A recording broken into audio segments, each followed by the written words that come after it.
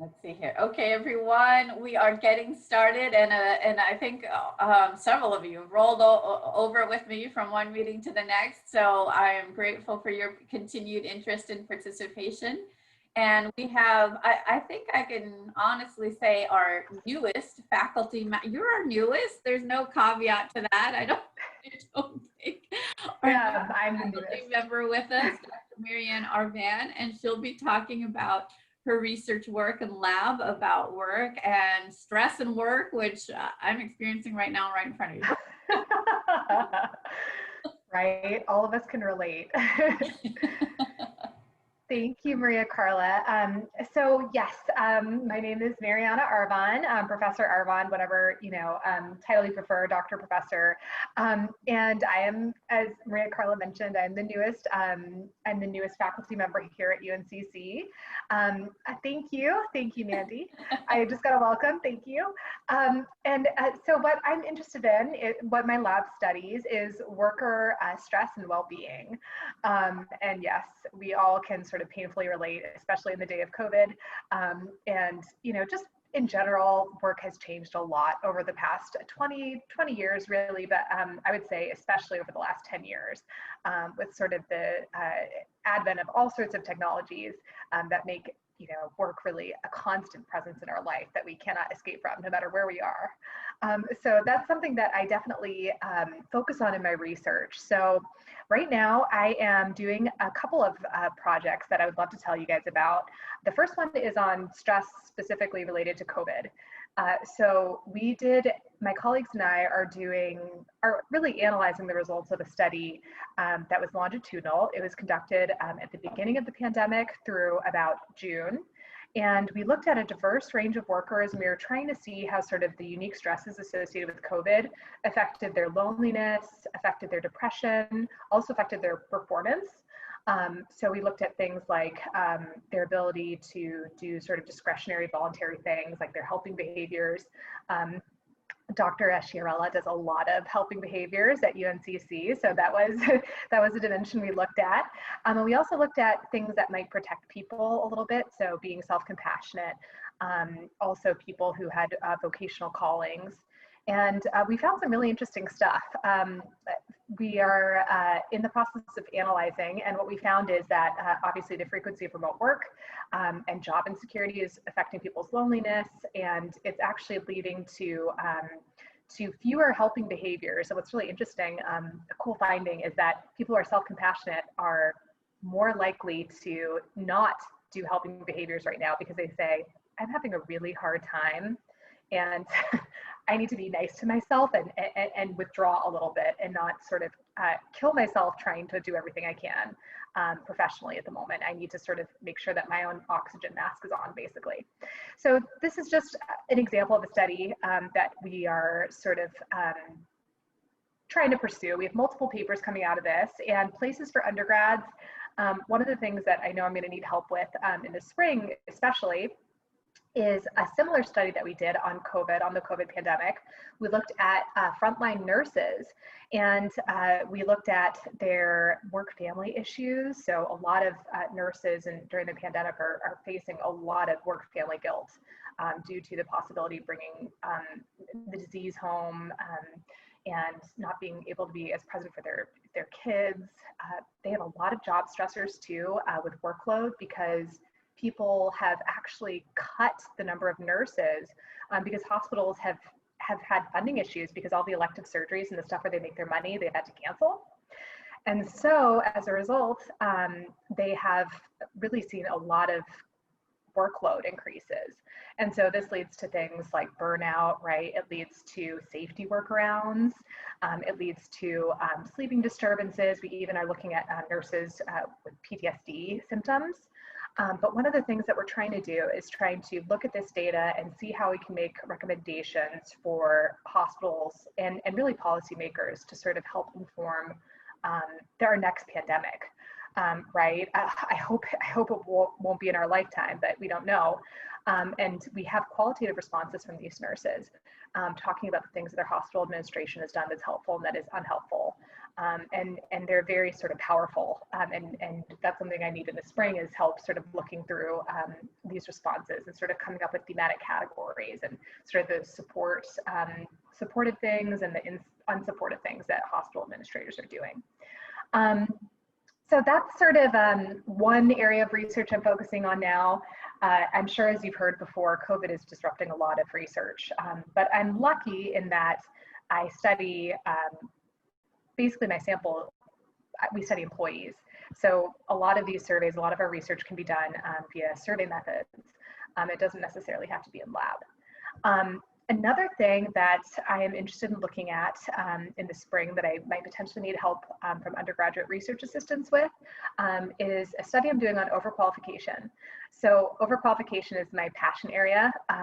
I was a Great Recession grad, and so that was something that really sort of affected me in terms of my research interests and my career experiences, and that's why I ended up in grad school, so it all worked out. But we don't know a lot on how people choose their jobs, specifically that they might be overqualified for, right? So we don't know if it's a voluntary choice. We don't know if it's something that they do for career reasons, for work-family reasons. It's still a really new area, and so I am interested in doing a qualitative study and also getting some quantitative metrics, but I am interested in a research assistant or several to sort of help me put up the surveys and sort of go through cleaning. One of the things we're especially interested in is women who choose overqualification situations because of family reasons, right? So systematic underemployment in women. And unfortunately, given the trends that we see, it's going to continue to be a significant problem. Women are exiting the workforce in droves right now due to increased family demands. And the numbers are really disturbing. And I expect that this will be something we need to continue looking at as sort of people recover and get back to the workforce, because most of the women exiting are going to have to find situations that might not be adequately suited to their qualifications. So that's another thing I have in the spring. And then my dissertation area, something that I'm also interested in pursuing as soon as we can get in lab, so this is probably more fall, I look at job stress and sleep. So I focused on, in my dissertation, on sleep hygiene behaviors. So I see Dr. Shirella laughing. It is so hard, right? It's so hard to be good at. And I mean, I am covering that in my research methods class right now for the college students, but I mean, sleep, hygiene, and work, yes. I'm sorry, I can only be enthusiastic about all of your I know. Fascinating to me. But I mean, that one's hitting a little close to home. Oh my gosh, so no. This is great. This is great. Well, right. And like the thing is, I study things that have happened to me. So I study this because I don't sleep because of job stress. And because, Melissa, I feel like you are studying me. Yes, exactly. Like if you can't fix it in your personal life, study it, right? So that's kind of what my strategy is in my research. So basically, what's really crazy is that academia is always 10 years behind where it should be. And so we haven't really done a good job of looking at the way that technology has really interfered with workers' sleep and specifically the things that we do that will arouse us. So for instance, scrolling on your phone late at night, that blue light, having unpleasant conversations too is also poor sleep hygiene. Bringing anything sort of bedroom related, like doing anything non-bedroom related in your bed, right? Working, sending an email, all that stuff is poor sleep hygiene. And also what's really interesting is what I found in my dissertation is that one of the most damaging things that this does is it makes us stress forward. So when we look at our phone late at night and we are looking at, the emails from our boss, it sort of activates this cognitive loop where we can't stop thinking and obsessing, and then we don't sleep. And in my dissertation, I studied sleep quality both via self-report and also via wrist actigraphy. They're like fancy Fitbits, basically, but they're considered more valid. And that's something that I want to do a follow-up in the fall semester. As soon as we can do in-person data collection, I can train people on how to use these wrist actigraphy watches. And what we're specifically looking at in this follow-up study is basically the things that people experience at home with their like spousal and partner interference. That's something I'm really interested in because sort of your sleep patterns don't exist in a vacuum, right? So if you have a partner who's interfering with your sleep, or a child who's interfering with your sleep, or a pet who's interfering with your sleep, that's something that we really don't know. And that's something that, you know, could be good. No, the pet, the dog. 2 dogs who interfere with your sleep. Do they bark at night when they have to go? Yeah. All of the above, so, right? Amazing me how too. much 2 small dogs can get, and you'd think the professor would be smart enough to not let them sleep in her bed, but you know. But yep, exactly. But they own us, right? So, so that's something that I'm going to be looking at in this next study is looking at sort of dyads and other people in the home and how that can affect employee sleep. And yeah, so those are the things in my immediate pipeline. And I feel like I just monologued for a while. So should I pause for questions? Because Sure. Yeah. I mean, again, I could listen to you all day with on all 3 topics. So no, I think you're just. I mean, it sounds like very relevant and very just a powerful research that we're all, if we're not already relating to, we are soon will be relating to one way or another. And yeah, and I guess students, if you have any questions, by all means, and several of the students with me I consider are pros at this point. I have some questions I can ask on their behalf, but why don't we just kind of pause a few minutes here? And we still have another like 10-ish, and I know we bumped, I bumped you a little bit, so since I'm doing the next one, I'm willing to bump myself. But we have about 5 minutes for some questions that any of you may have. If students, do you have any particular questions you want to ask? I do. Oh good. There go the research pros. Go ahead. Okay, so I'm really interested in your study about stress related to COVID. I recently kind of realized that when I was telling my partner about like hypothalamus, pituitary adrenocortical axis, that the fact that I could say it, like kind of like it just, I don't know, it didn't seem like my subjects kind of like all at once was talking about stress. And I think like that stress and well-being and life satisfaction might be like kind of my calling and understanding. And I really feel like this research about stress related to COVID is extremely important because we're going to be looking at decades of how this trauma has affected children, which is my what I plan to specialize in is children, and how that has affected their development. But like, so how do you think that this information, I know that you said it was specifically for employment, but how do you think this information could be like generalized? Yeah, that's a great question. And you know, I'm sorry that you know you have been experiencing stress, right? You know, we all have, but I think yeah, making it into your passion area is I find a healthy way of dealing with it. Like, you know, so even if you can't control it, at least you can understand better and try to help advocate for other people about, you know, sort of triggers and sort of how it happens. So that's really cool. And children, of course, are really important stakeholders societally for many reasons. But yeah, so that's fascinating. I think one of the things with my research in particular that I think is a little bit different from a population of children is that the way adults respond to trauma is different, right? The way adults respond to stress is different. And so I think that there isn't necessary, and also the demands of a job, right? A working environment are very sort of adult, right? But I think that there are really important stakeholders in this process, right? So there are work-family consequences of my research. There are spillover effects. There are people who are going to suffer at home, the children, right, from employees being in a stressed out, burned out, physically and psychologically unhealthy place.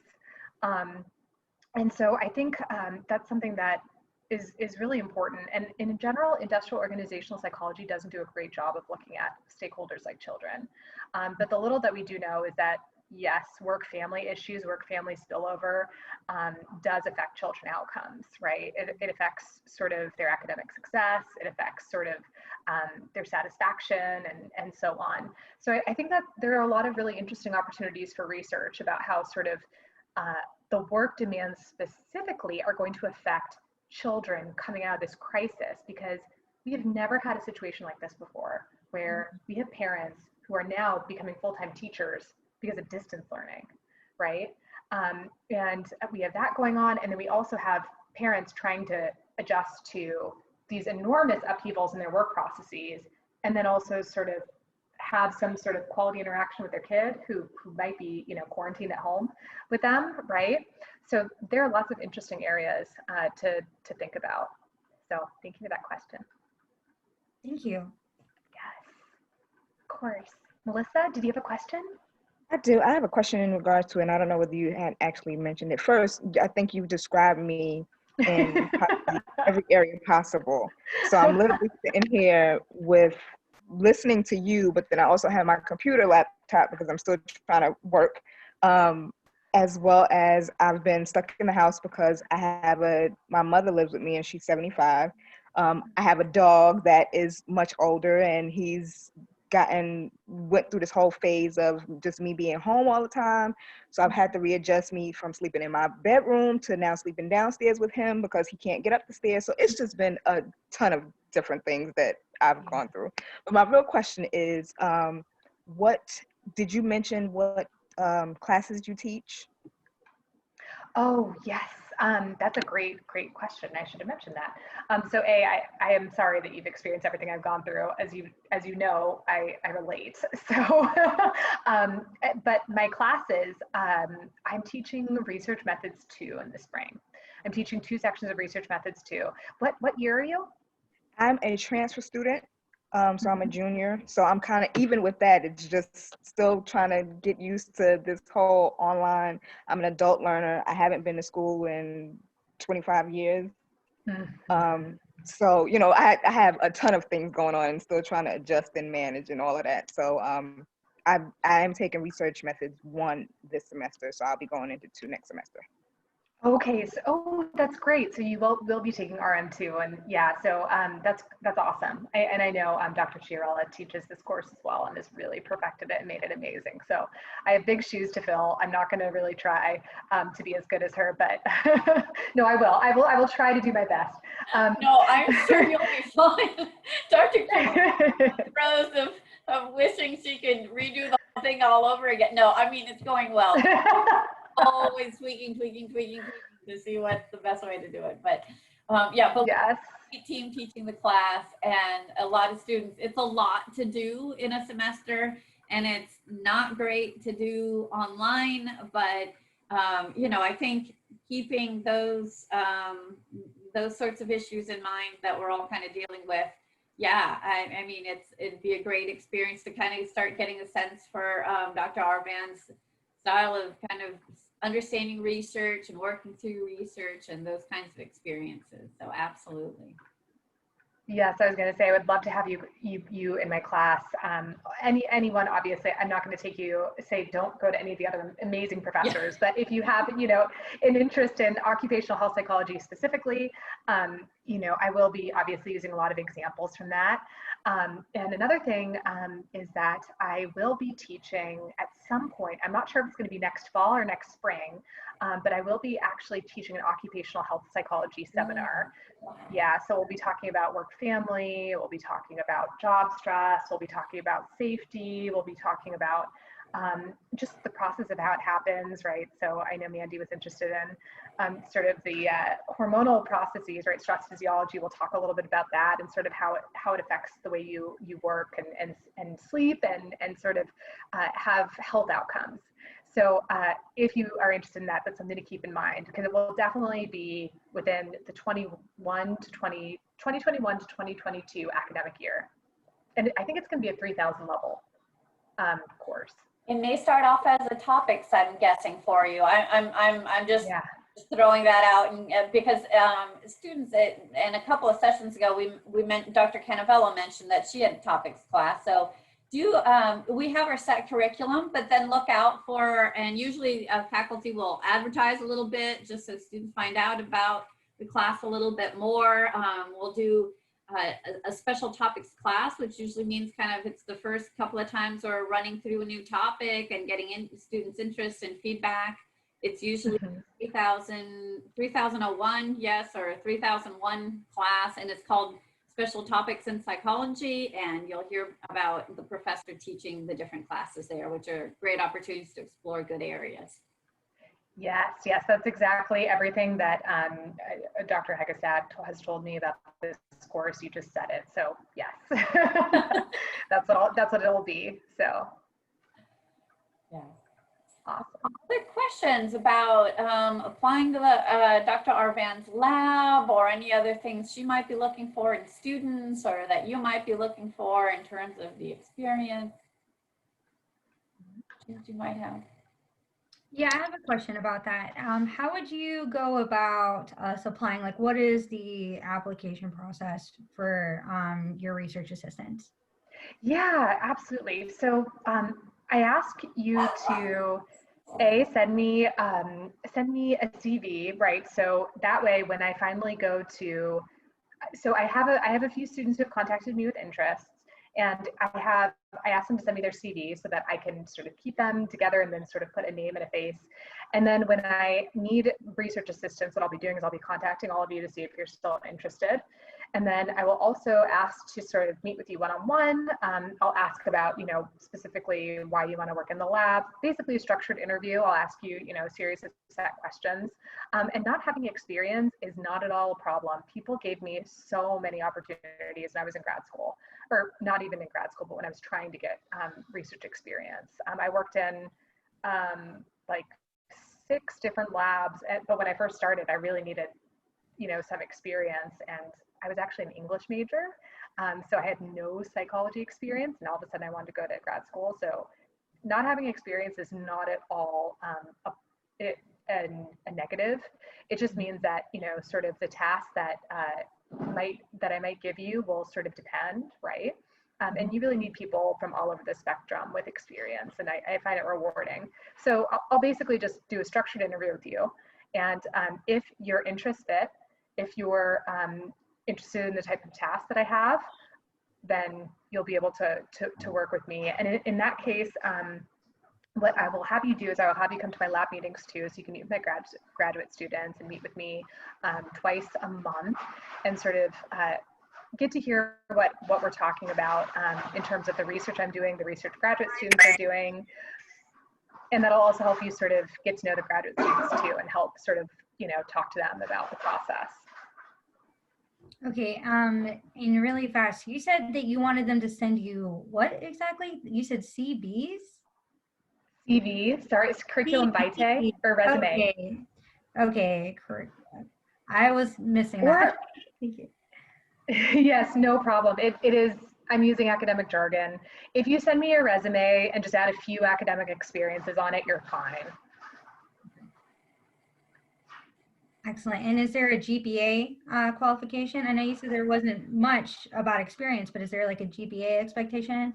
Some do have that as a marker. So for me, personally, no. And I will be honest, in undergrad, I had a really, really, really rough first year, a horrible first year adjusting. And I'm going to say that the overall person for me is just something that that's my criteria. Like, I want to see sort of what happened, and there might be things that you need to explain to me, right? Personal things, or, a shift, so I don't have a hard and fast GPA rule. But of course, if you do have, lower than a 3.0, it's probably good to at least just explain, when we meet, right? Explaining sort of, what the situation was, and, why you want to get research experience and, potentially pursue graduate school. I'm assuming most of you are interested in that. Okay, thank you. Appreciate you. Yes, of course. Great. I'm just to check in if there's one last question. But otherwise, I'm going to thank you, Dr. Arvan, for, being fresh on the scene and jumping right doing showcase sessions with us. I super appreciate it. It's great to get you out there, and I think students will be very interested, impressed, and eager to get to know you better and do good work with you. Thank you so much, Dr. Chiabrella. You are honestly a saint for organizing this in a very turbulent, difficult environment, but we made the best of it. We had fun, and I enjoyed speaking with all of you guys, and thank you for having me be part of it, and I hope to hear from you guys.